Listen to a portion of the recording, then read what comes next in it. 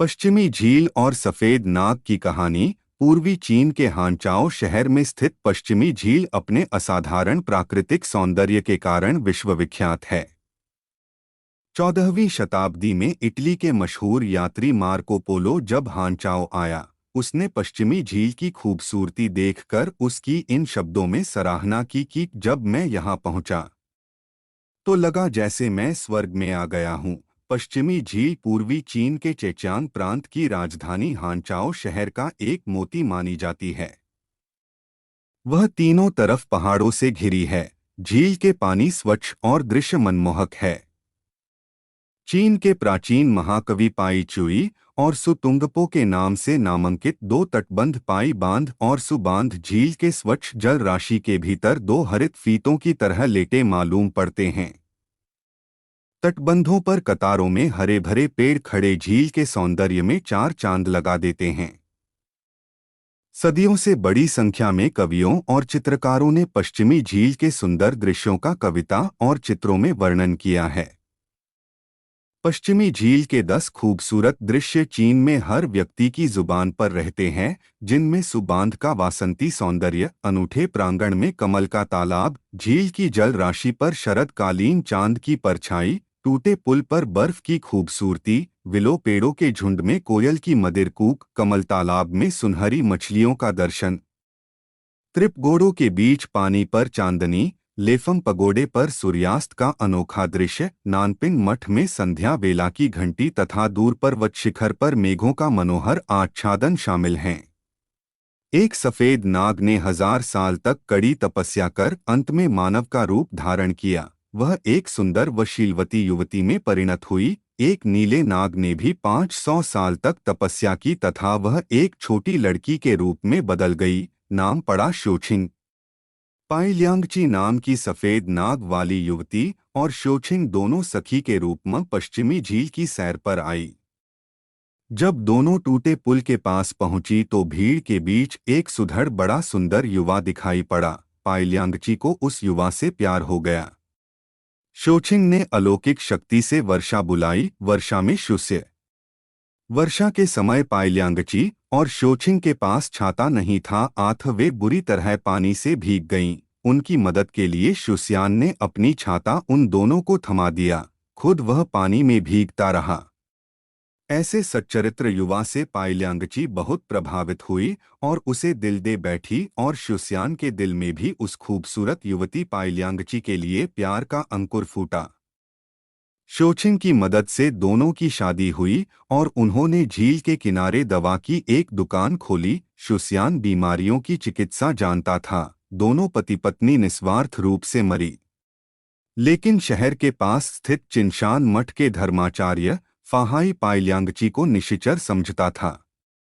उसने गुप्त रूप से शुष्यान को उसकी पत्नी का रहस्य बताया कि वह सफेद नाग से बदली हुई थी। उसने शुष्यान को पाइलियांगची का असली रूप देखने की एक तरकीब भी बताई। शुष्यान को फाहाई की बातों से आशंका हुई। चीन का त्वानवू पर्व प्राचीन काल से ही खूब हर्षोल्लास के साथ मनाया जाता रहा है। इस उत्सव पर लोग चावल से बनाई मदिरा पीते थे। वे मानते थे कि इससे किसी भी प्रकार के अमंगल से बचा जा सकता है।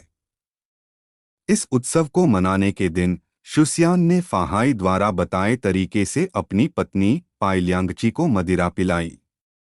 इन दिनों पाइलियांगची गर्भवती थी। मदिरा उसके लिए हानिकर थी, लेकिन पति के बारंबार कहने पर उसे मदिरा का सेवन करना पड़ा। मदिरा पीने के बाद वह सफेद नाग के रूप में बदल गई, जिससे भय खाकर शुष्यान की मौत हो गई।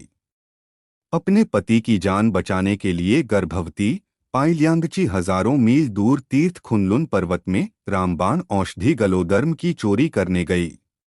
गलोदर्म की चोरी के समय उसने जान हथेली पर रखकर वहां के रक्षकों से घमासान युद्ध लड़ा। पाइलियांगची के सच्चे प्रेम भाव से प्रभावित होकर रक्षकों ने उसे रामबाण औषधि भेंट की। पाइलियांगची ने अपने पति की जान बचाई। शुष्यान भी अपनी पत्नी के सच्चे प्यार के वशभूत हो गया। दोनों के बीच का प्रेम पहले से भी अधिक प्रगाढ़ हो गया। किंतु धर्माचार्य फाहाई को यह सहन न हुआ कि पायल्याङ्ची अभी तक जीवित है। उसने शुष्यान को धोखा देकर चिनशान मठ में बंद कर दिया और उसे भिक्षु बनने पर मजबूर किया।